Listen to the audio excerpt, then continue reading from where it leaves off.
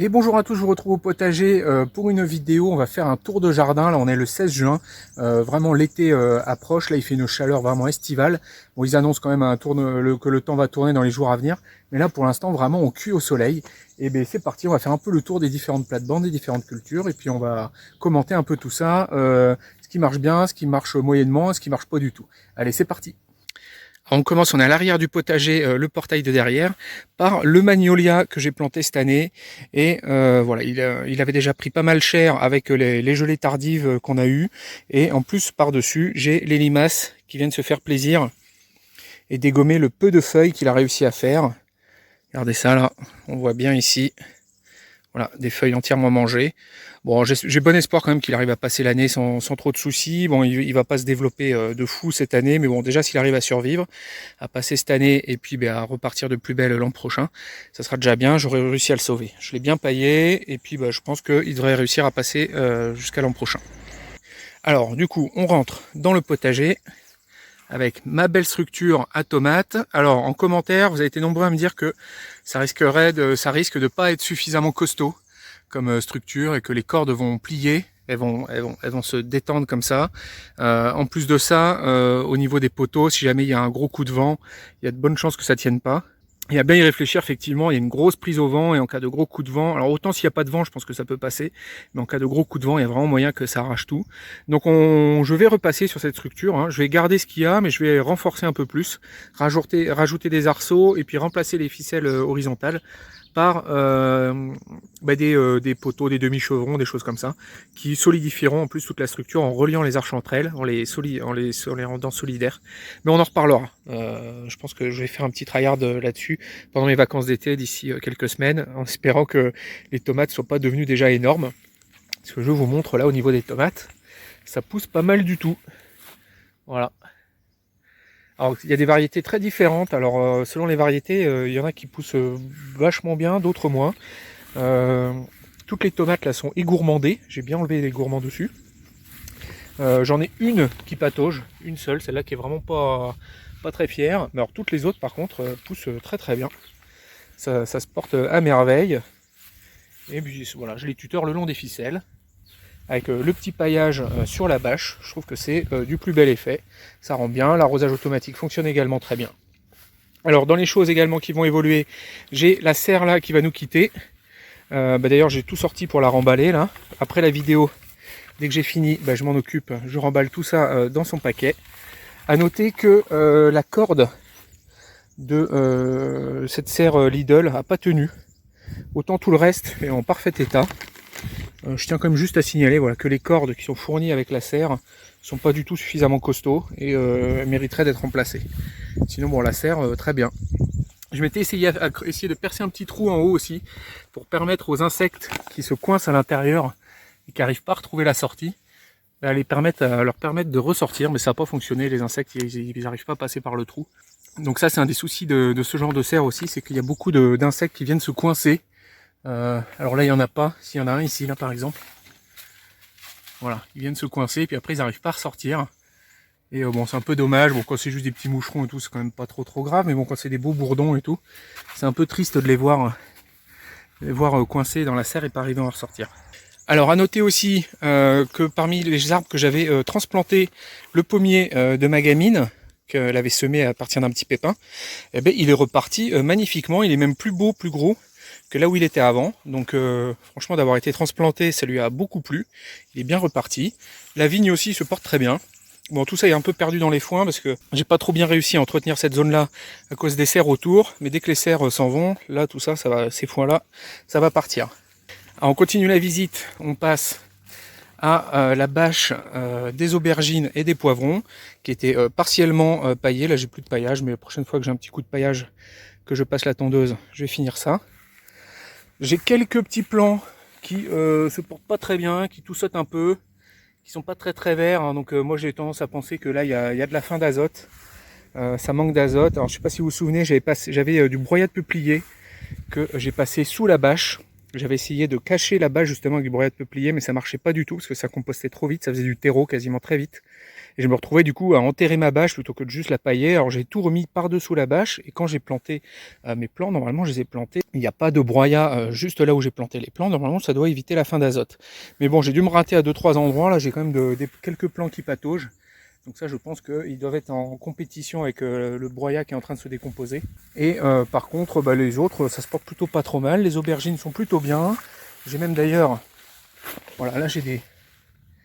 Hop, je vous montre, là j'ai des jolies fleurs. Et là, regardez, j'ai même carrément une aubergine qui commence à arriver. Donc voilà, des plants, comme je vous l'ai dit, très précoces, pour avoir des récoltes également précoces. Parce que là, on est mi-juin et j'ai bon espoir de pouvoir récolter... bon, pas dans une semaine, mais dans pas trop longtemps. Et là, au niveau des poivrons, pareil, hein, je commence à avoir des petits poivrons un peu partout. Des petits, des moins petits d'ailleurs. Hein. Regardez, celui-là, il commence à être pas mal. Ça pousse pas trop mal. Hein. Et voilà, comme je vous dis, déjà pas mal de fruits. Alors qu'on est que le, je vous le rappelle, on est le 16 juin. Regardez ça, je vous montre. Un là, un là. Alors, est-ce qu'on voit bien? Un là qui arrive. Un autre là. Un autre là. Donc là, celui-là, il en a deux carrément. Celui-là, il en a un aussi. Donc voilà, les plants, franchement, ça se passe plutôt pas mal du tout. Alors, toujours dans les arbres que j'ai transplantés le long de la clôture, ça, c'est le noisetier de Bolviller, en Alsace. Voilà, celui-là, il se porte très très bien. Il est très bien reparti. Des feuilles bien vertes, magnifiques, bien grandes. Voilà, donc celui-là, la transplantation superbe. Alors, mes cosmos géants, que j'essaie de faire pousser comme chaque année. Donc là j'ai mis 2 jardinières avec 5 cosmos, donc ils sont bien partis également, ils sont bien beaux, ils poussent bien, donc pareil là j'ai bon espoir d'avoir encore des cosmos géants de 3-4 mètres de haut, enfin peut-être pas 4 mètres mais 3 mètres de haut à l'automne pour avoir des fleurs en octobre, novembre. Alors les cosmos c'est des plantes qui font des fleurs beaucoup plus tôt pour peu qu'ils aient des sols qui soient très serrés, qu'ils aient des sols pauvres et qu'on les arrose pas beaucoup.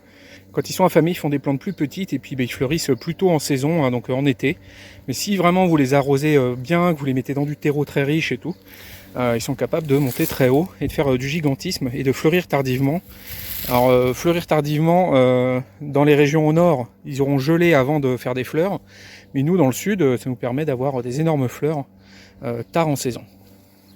Alors ici, les akébis. Donc les 3 akébis sont bien partis. Voilà, donc ça c'est l'akébi de Taïwan, je me souviens plus trop du nom, elle avait un nom compliqué. Mais voilà, elle a bien poussé, elle est en train de coloniser son support. Ici, ça c'est l'akébi Kinata, la 3e que j'ai plantée. Elle a eu du mal à partir, hein. Elle a eu du mal, à un moment j'ai cru que je l'avais perdue. Mais voilà, elle a quand même bien reparti. Et ici, pareil, une autre akébi Kinata, celle-là elle a vraiment bien poussé, elle commence à bien coloniser partout. Et celle-là elle est vraiment super bien partie.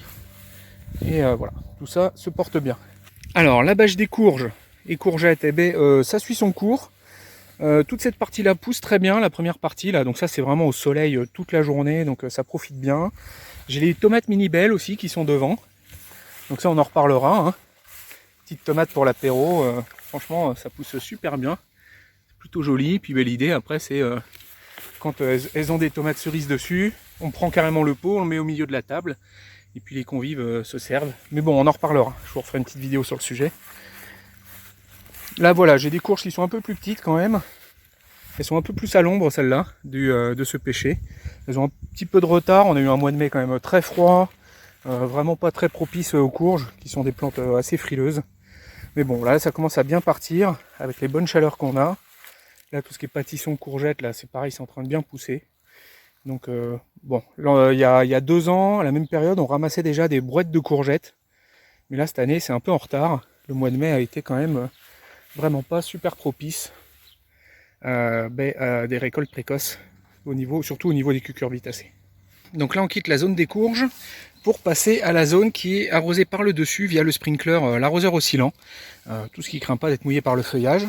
Alors, je vous montre aussi tous les semis du coup qui sont sortis de la serre à semis, pour intégrer une petite zone qui est arrosée normalement, qui se trouve sous l'arrosage oscillant, donc qui est arrosée de manière automatique, Et voilà, sorti de la serre des semis, parce que là il fait vraiment trop chaud dans les serres à semis maintenant désormais. Donc tout ça se retrouve en extérieur. J'ai toujours la possibilité de ressortir mon petit abri, ma petite moustiquaire à semis pour l'été, notamment en fin d'été, si jamais les limaces refont leur réapparition avec l'automne, pour faire les semis de l'arrière-saison. Alors je continue la balade. Ici j'ai des fraisiers qui sont en attente d'être plantés, on en parlera prochainement. C'est intéressant. Ça c'est des boutures de groseilliers, c'est pareil, on en reparlera. Groseilliers et cassis. Alors j'ai oublié un peu de les arroser, donc j'en ai perdu quelques-uns, mais à la base ils avaient tous fonctionné. Tout avait bien pris. Mais bon, même si j'en ai perdu quelques-uns, j'ai quand même 3 cassis et 4 groseilliers pour voilà, 0 investissement. Quand on sait combien ils vendent ça dans le commerce, franchement. Voilà, les boutures de groseilliers et de cassis, du genre ribes, on en reparle. Qu'est-ce que j'ai mis là? Alors, j'ai des petites pousses de persil hein, qui sont en train de partir, protégées par un grillage hein, contre les oiseaux. De la carotte là, un peu clairsemée, je pense que je vais densifier un peu le semis, je vais en remettre. Alors là j'ai un fourre-tout de tout et n'importe quoi, et notamment des restes de roquettes qui sont montés, qui commencent à monter en fleurs. Donc ça je pense qu'il va falloir que je nettoie cette partie-là. Il me reste une ou deux salades ici aussi, qui commencent à plus être très jolies. Hein. Ça commence à tirer la tronche là, à cette période de l'année. Alors dans les cultures que j'ai également, ben là j'ai du pois mange-tout. Et normalement je devrais pouvoir commencer à en ramasser je pense. Ouais, ils sont encore un peu petits, mais ils vont pas tarder à arriver. On va en ramasser, je pense, des grosses quantités. Je vais en profiter également ce week-end, je pense, les retutorer un peu sur le grillage. Parce qu'ils ont tendance à partir un peu n'importe où. Hop, j'en profite pour les remonter. Voilà. On va essayer de vous accrocher les grands là. Et la culture se passe plutôt pas mal. Hein. Bon, ça a été semé plus tard, hein. Ça a été semé en avril-mai, donc c'est un peu normal que ça soit un peu en retard. Et là pareil, c'est du mange-tout. Cette plate-bande là avait été beaucoup abîmée par les oiseaux, surtout cette partie-là, parce que j'ai le nid des merles qui est là-dedans, là, juste là. Donc ils se sont fait plaisir ici, mais par contre, voilà, le mange-tout arrive. Hop, voilà, il y en a un peu partout. Donc ça c'est plutôt pas mal. J'avais un chou au milieu aussi, qui suit son chemin. Mais il s'est bien fait dégommer aussi lui, il a pas mal été dévoré. Je pense que c'était un chou, je sais même pas quel type de chou c'était. Et là, vu ce que je vois, j'ai l'impression que ça devait être un chou blanc. Mais visiblement, il a pas mal été mangé. Ici, j'ai des artichauts. Alors sur les semis d'artichauts que j'avais fait, j'en avais 3 qui étaient partis. Donc j'ai celui-là qui est un peu petit, mais ces deux-là sont magnifiques. Ils ont vraiment super bien pris. Ils mériteraient un peu de paillage, je pense. Je vais mettre un peu de paillage au sol quand je vais repasser un dernier coup de tondeuse et que j'en récolterai un peu. Alors ici, on a quelques oignons blancs qui se développent tranquillement. Là, on devine un petit bulbi, là. Donc ça, je suis parti de la graine. Hein. Là, il y en a aussi. Et là, beaucoup de salades, des restes de salades, mais c'est pareil. Hein, là, la saison commence à être bien avancée, donc les salades commencent à plus être très très jolies. Il y en a quand même de sympas, vous voyez, celle-là est plutôt pas mal. Bon, elles sont toutes bien mangeables. Hein. Après, elles sont protégées des oiseaux par des grillages, ce qui fait que souvent, elles ont des formes un peu bizarres, un peu ratatinées. Mais sont quand même très bonnes. Alors ici, une plate-bande fraîchement plantée, où il y a un peu de tout, notamment des salades, hein, des plants de salade maison. Qu'est-ce qu'il y en avait d'autre là-dedans? Il y avait du chou rouge, du chou brocoli. Là, il y a un pak choi là-bas, ou un petsai, je ne sais jamais trop les reconnaître. Il y a quelques petites carottes qui se battent en duel, sur un semis un peu raté, mais bon, comme il y en avait quand même quelques-unes qui ont marché, je les ai laissées. 2 tournesols, non 3 tournesols, là j'ai de la coriandre aussi qui est en train de pousser, une capucine, du basilic, je crois qu'il y a peut-être même du persil. Donc voilà, c'est une plate-bande très variée ici, il y a un peu de tout. Cette plate-bande là, on a 2 rangs de carottes que je dois éclaircir ce week-end justement, ça fait partie des choses que j'ai prévues. J'ai des petits navets, alors des petits navets blancs, hop, voilà ce genre de navets là, je sais pas si on les voit bien à l'image, hop. Voilà. Hop, un petit navet. Qu'est-ce qu'on a d'autre là? Du coup, j'ai toutes mes blettes et mes betteraves qui sont en attente d'être plantées dans des godets. Donc voilà, il y en a pas mal. Hein. Tout ça, vous voyez, c'est des godets de blettes et de betteraves. On continue, plate-bande suivante. Là, j'ai mes fraisiers. Avec un petit seau, on en reparlera. Je vous ferai une vidéo à ce sujet-là, je pense que ça va être marrant. Et donc là, j'ai mes fraisiers. Beaucoup de fraises cette année. Mais je suis quand même pas hyper satisfait de la production de fraises. Le sol ici est vraiment pas propice à cultiver. Sol très très lourd, très argileux. Voilà. terre assez ingrate, hein. Dès qu'elle n'est pas en mode paillé, apport permanent de matière organique, comme je peux le faire pour d'autres bacs.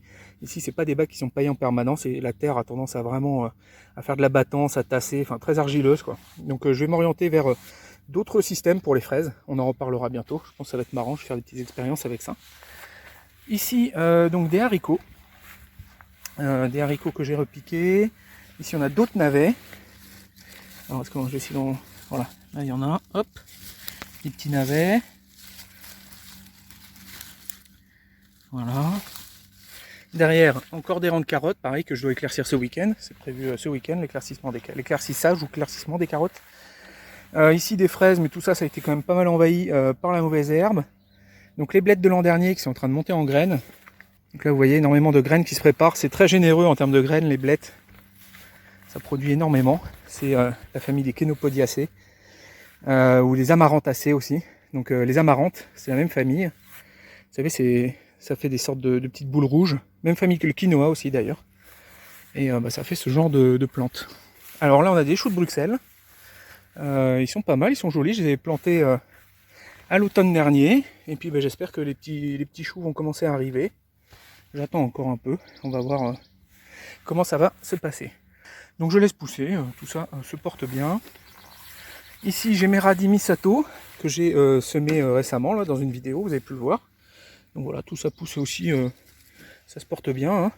On va peut-être falloir que je les éclaircisse à un moment. Mais pour l'instant, tout va bien. Alors, je sors de la zone d'arrosage automatique par le dessus pour passer dans la zone où il n'y a pas d'arrosage automatique. La zone que j'arrose avec mes arrosoirs et mon gros seau, je vous en ai déjà parlé. Et là, on va rentrer dans une culture là où je suis pas du tout content. C'est tout ce qui est culture d'ail, oignon, échalote. La culture est carrément perdue. Hein. Je vais peut-être réussir à gratter et ramasser 2-3 trucs. Mais globalement, la culture est complètement ratée. Tout est mort, tout a pourri. Donc voilà, toujours pareil, hein, mon sol vraiment pas facile. Hop. Voilà, j'arrive pas à enfoncer le doigt là plus que ça. Donc les bulbilles n'ont pas réussi à faire de racines, en fait ça n'arrive pas à s'enfoncer. Ça se tasse énormément. Alors ça voilà, ça c'est des bacs que j'avais remplis il y a 2-3 ans. Et vous voyez, ça s'est déjà entièrement retassé. Voilà, c'est redevenu de la caillasse. Et ça, c'est des bacs, il y a 2 ans, c'était rempli de compost. Et vous voyez, c'est redevenu tout dur. L'argile est remontée, et puis à nouveau, je recultive dans la terre du début. Et moi, ça me satisfait pas du tout. Puis là, vous voyez, là, je sais plus comment ça s'appelle, ce genre de petites fleurs, là, c'est une sorte de petit couvre-sol, là. Il y en a qui cherchent d'ailleurs à essayer de faire des couvre-sols permanents avec ça. Je me souviens plus du nom. Bon, vous allez sûrement me le mettre en commentaire. Mais bon, voilà, ça, c'est en train d'envahir partout les plates-bandes. Je pense que je vais essayer de récupérer un peu ce que je peux de la culture, mais bon, à mon avis, il n'y aura quand même pas grand-chose. Je vous montre un peu un exemple. Voilà ce qui a poussé. Bon, vous voyez, hein, il y a quand même un petit peu d'ail, là, ça c'est un petit ail rose. Donc c'est quand même pas, je suis quand même pas Fanny. Et là où je suis pas trop content non plus avec les cultures d'Aliacées, c'est l'enherbement. Il y a vraiment un enherbement. Je les ai désherbés 3 fois pourtant, c'est énormément de travail. J'ai passé, je pense peut-être 3-4 heures à désherber ces plates-bandes et ça se réenherbe tout le temps. Donc voilà, c'est pas un itinéraire qui me convient. Notamment au niveau du sol, je suis pas content non plus. Juste ramener du compost de déchets verts, en fait ça minéralise et puis ça finit par disparaître, ça fond en fait très vite. Et puis même limite, après ça fait encore une patasse qui rend le sol argileux encore plus patassou. Et du coup je commandais une grosse livraison de terre végétale. Je vais m'inspirer des conseils d'Olivier, du potager d'Olivier, qui est un peu le même genre de sol que moi, qui galère pas mal avec, et qui a fait le choix de faire venir de la terre végétale en quantité. Et là je pense que je vais remplir mes bacs avec de la terre. Alors la terre végétale, l'intérêt c'est qu'elle apporte également aussi sa texture minérale. Alors comme moi ma texture minérale c'est que quasiment de l'argile, là elle va apporter son sable, ses limons, et me faire un sol beaucoup plus léger. Et puis ça disparaît pas, ça minéralise pas, puisque c'est déjà minéralisé, enfin c'est du caillou, c'est du sable. Donc ça va rester en l'état. Et je vais garder ça dans mes bacs, alors que le compost de déchets verts, ça fond, faut toujours en ramener. Et puis ça finit par faire une patasse, comme je vous dis. Donc après, une fois que j'aurai une texture de sol vraiment correcte, je pourrais rajouter du compost de déchets verts au fur et à mesure pour réentretenir la partie matière organique, plus naturellement tout tous les apports de paillage, de tonte, enfin tout ça. Mais dans un premier temps, déjà, il me faut que j'arrive à avoir une texture de sol intéressante. Bon, ça mériterait un coup de rotofil aussi ici. Je l'ai passé là-bas, le rotofil, là, cette partie-là du jardin a été rotofilée, mais cette partie-là non. Donc ça fait partie des choses que je compte faire prochainement. Alors ici, j'ai des petits groseilliers qui poussent, des cassis, tout ça, ça suit son cours. Je les laisse faire, hein. Pour l'instant ils sont encore tout petits, je les laisse plus ou moins s'implanter. J'ai du framboisier aussi au milieu. Là vous voyez, j'ai plein de cassis là qui sont en train de pousser. Pas mal de grappes de cassis. Donc ça je vais essayer de les récolter je pense. Là on voit il y a de la groseille qui arrive, enfin ils sont encore tout petits hein, les arbres. C'est vraiment, les petits arbustes sont vraiment tout petits, donc je les laisse pousser encore. Je leur laisse, j'évite de les embêter. Et régulièrement j'essaie de leur mettre au pied de quoi se nourrir, hein, donc de la feuille, choses comme ça. Alors vous voyez, il n'y a pas que qui profitent, hein. Il y a de la renoncule là qui est en train de pousser au taquet partout. Non, c'est de la renoncule ou géranium sauvage ça? Non, je dirais renoncule ça. Et on passe aux plates-bandes de patates. Alors les patates, ça se passe magnifiquement cette année. J'avais, que je dise pas de bêtises, 4 plates-bandes et demie de patates. Donc voilà, elles sont belles. Ça se fait pas mal envahir par le chien-dent. Ah, bah là je me rends compte que là j'ai du dégât là, sur les patates. Bon, elles sont belles, sauf que là je me rends compte que bah, j'ai du dégât sur les patates parce que j'ai un merle qui loge juste là. Et puis j'ai également vu un merle qui est plus capable de voler, une merlette, qui passe son temps à courir dans les plates-bandes et je sais pas dans quelle mesure ils ne font pas du dégât. Là, a priori, je pense que les patates là, bon je vais les ramasser en patates primeurs, en même temps c'est pas bien grave. Donc là les patates, elles ont été pas mal abîmées par les merles et puis je pense aussi qu'elles ont soif. Donc là, ils annoncent de la pluie prochainement, donc je pense que ça va pas leur faire de mal. Par contre voilà, genre de choses que j'aime pas trop voir sur les patates, un genre de taches. Donc bon, faut espérer que le mildiou se revienne pas, arrive pas. Pour l'instant j'ai l'impression que ça a l'air de bien se porter, c'est plutôt pas mal. Ici la culture des fèves, alors, on a pas mal ramassé sur les fèves, hein, pourtant c'était mal barré. Mais je suis assez content, on a ramassé un panier et demi. Il en reste quelques-unes encore. Donc bon, ça, je pense que d'ici une semaine, 10 jours, tout ça, ça a été arraché. Et puis on va partir sur autre chose. Ici, alors je fais un test de, c'est les tomates cerises que j'avais plantées, semées à la mi-janvier, très tôt pour faire une vidéo. Et j'ai pu les planter très tôt aussi également. Et comme c'est les tomates cerises, c'est des variétés déterminées, j'essaye de pas tailler les gourmands, donc je les conduis vraiment, ça fait une forêt assez dense. J'espère que voilà, je prends un peu des risques, hein, parce que plus c'est dense, plus ça a de chances d'attraper le mildiou. Mais bon, j'essaye un peu des choses pour voir. Et là on voit qu'il commence à y avoir des tomates qui commencent à avoir des bonnes couleurs limite rouges, qui commencent à rougir doucement. Donc je pense que d'ici 2 semaines, je ramasse mes premières tomates cerises, donc plutôt content. Mais là d'ici 2 jours, ils annoncent une semaine avec le temps qui se retourne, pas mal de pluie, les températures qui baissent. Donc là une forêt de tomates comme ça bien dense sous la pluie. Bon, on va espérer que tout se passe bien, que ça attrape pas le mildiou. Voilà, j'essaye des choses. Alors ici une capucine, 2 poivrons, 2 aubergines. Là c'est mes plants de soja pour faire des edamame, des sojas spéciaux pour faire de l'edamame. Ils profitent bien, ils se développent bien, je les ai paillés. Et comme ça n'a pas levé partout, ça a été, la levée a été plus ou moins hasardeuse. J'ai bouché les trous là où on ne savait pas lever avec des physalis. Vous voyez, ces plantes là c'est des physalis, mais d'ailleurs ils se font quand même manger. Il y a encore de la limace, hein, pourtant il fait super chaud. Donc ça c'est un soja, ça c'est un physalis, ça c'est un physalis aussi. Voilà, donc alors les physalis c'est ce qu'ils appellent aussi l'amour en cage, une sorte de petite tomate cerise cachée dans une sorte de petit écrin tout joli. Bon, on en reparlera. Alors ça c'est une plate-bande de tomates, tout ce qui est de plus classique. 14 pieds par plate-bande, enfin comme je les conduis d'habitude, avec des tuteurs tortillons. Et j'enlève les gourmands, puis je les conduis dessus. Ici, alors on va en parler prochainement de cette plate-bande, mais un cas assez intéressant de fin d'azote flagrante entre la partie droite et la partie gauche. À droite, on a les mêmes plants qu'à gauche. Et on voit qu'à droite, ça patauge très sévèrement. Mais on va en reparler. Donc du tournesol, du maïs. J'ai mis 2 concombres aussi récemment. Là. Donc ça fait une sorte de mini mille-pas. Alors il manque les haricots, mais faire maïs et courge, enfin dans le cas présent, concombre. Une capucine, de l'œillet d'Inde. Il y a du zinnia aussi. Ce genre de fleurs-là, c'est des zinnias. Il y a du basilic aussi, de ci, de là. Donc voilà, une plate-bande assez variée. Ici, une plate-bande. Tout ce qui est plus simple, Pour l'instant, j'ai pas implanté grand chose à part juste ici une pastèque ou melon, je sais pas trop encore, je pense que c'est une pastèque. Donc voilà, celle-là, elle est bien toute seule, tranquille, elle va se développer. Ici, on a du tournesol, dont un qui est en train de mourir, là je vois. Ouais, celui-là, on l'a perdu, je pense. De l'aubergine.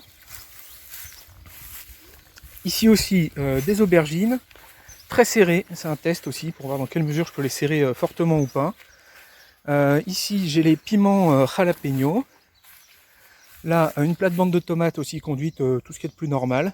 Donc voilà, on va voir ce que ça donne avec un tournesol au bout. Ici, une plate-bande avec de l'ail, alors qui a beaucoup attrapé la rouille, hein, comme vous pouvez le voir. Mais bon, il se développe plutôt pas mal, il continue de pousser. Alors ça, c'est de l'ail rose qui a été planté en mars. Voilà, et la culture est jolie, ça pousse bien. Donc ça, voilà, ça je suis plutôt content.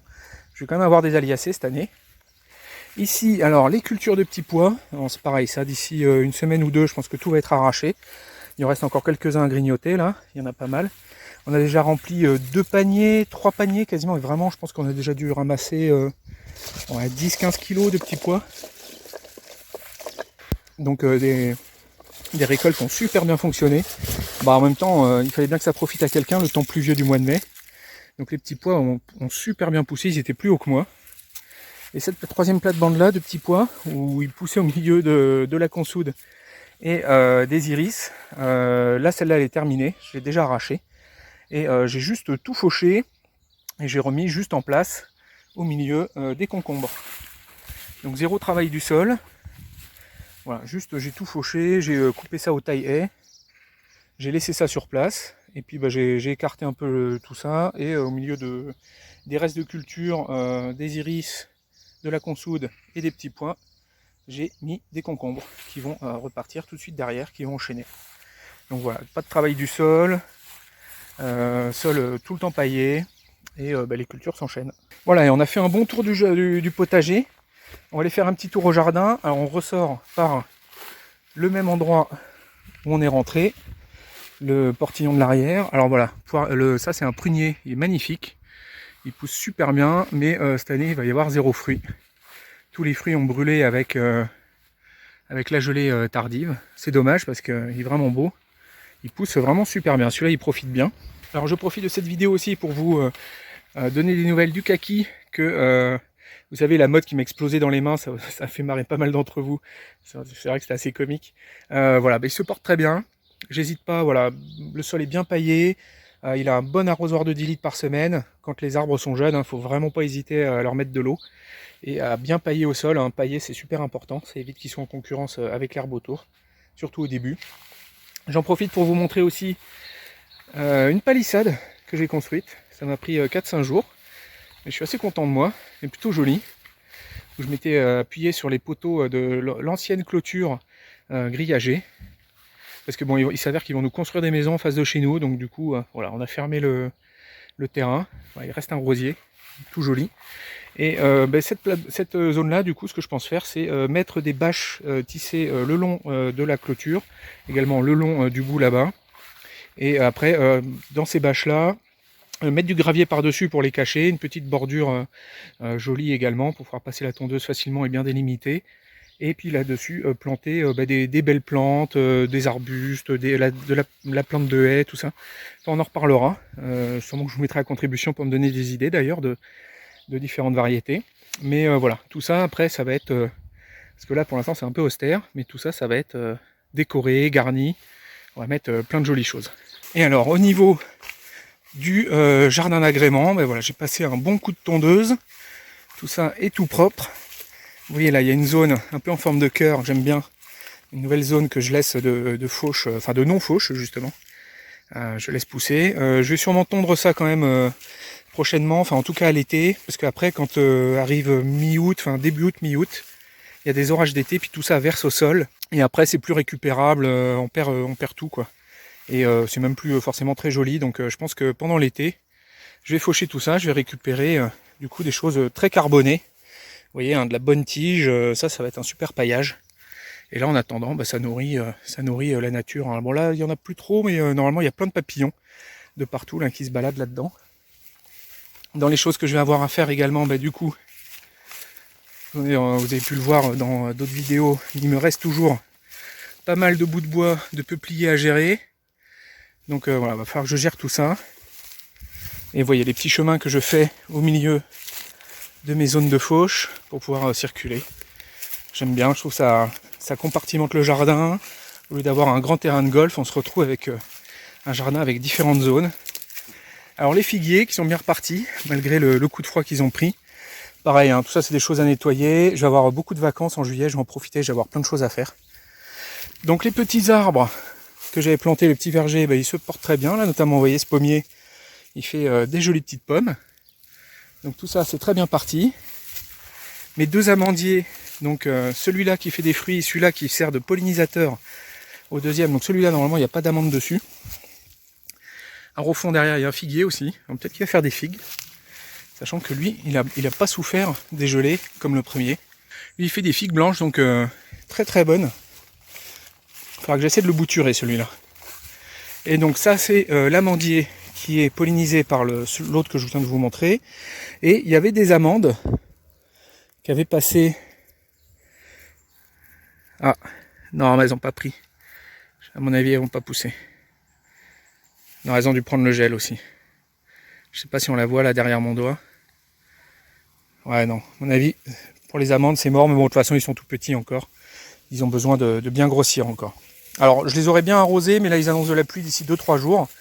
Mais s'il avait continué à faire sec, là, clairement, je leur aurais mis de l'eau. Alors, celui-là, il est mort. Premier arbre que je perds. Je suis un peu triste. Je sais pas ce qui lui est arrivé. Il n'a pas fait de feuilles cette année. Bon, je vais le laisser un peu, on sait jamais. Peut-être qu'il va se passer quelque chose. Mais enfin, bon, a priori, j'y crois pas trop. Donc, c'est un abricotier. Voilà. Donc, à mon avis, celui-là, je l'ai perdu. Et puis si c'est le cas, je le déterrerai puis je mettrai autre chose à la place. Et ici là j'ai un nectarinier. Lui ça va, il suit son cours, il pousse, même s'il chope régulièrement la cloque et que il a du mal. Alors ici j'ai des groseilliers qui sont le long de la clôture. Pareil, je les laisse pousser, ils profitent bien. Pour l'instant je les laisse grossir. Ouais, il y a de la groseille, mais bon ça reste encore minime, ils ont besoin encore de grandir. Et également, le long de cette clôture, j'avais mis une vigne qui elle aussi pareil commence à bien pousser. Voilà, tout ça je laisse grandir et puis on verra quand ça sera plus grand, je m'en soucierai un peu plus, mais au début j'achète des plants pas trop chers et je leur laisse des années pour pousser et au bout d'un certain temps je commence à m'y intéresser un peu plus une fois qu'ils ont un peu grandi. Et voilà, donc on arrive à la fin du tour du jardin et on finit avec la piscine qui est en place. Bon là elle est bâchée. Mais voilà, la petite piscine qui a déjà bien servi. Là, les enfants se sont bien amusés pendant 2 jours tout le week-end dernier. Ma fille avait des copains invités et ils se sont régalés. Voilà, l'eau était à 24 ou 25. Voilà, donc c'est l'été. Le 21 janvier approche et on est en train de changer de braquet au jardin. Et voilà, on a fait un petit tour complet du jardin. J'en ai profité pour vous montrer un peu le jardin d'agrément. C'est vrai que je vous le présente pas forcément souvent. Et c'est quand même une grosse partie aussi du travail que je fais à l'extérieur. Hein. Ça me prend beaucoup de temps. Alors désolé pour les yeux, mais là je fais des allergies, j'en finis plus. C'est affreux, c'est interminable. Voilà, du coup, j'en profite là, je repose derrière. Je suis juste devant un petit chemin là, de mes chemins là, au milieu des zones de non-fauche. J'espère que la vidéo vous aura intéressé. N'hésitez pas à mettre des petits commentaires, à mettre un pouce bleu, tout ça, vous abonner si ce n'est pas encore fait. Et je vous dis à bientôt pour une prochaine vidéo, à bientôt. Et puis moi je vais manger mon petit pois.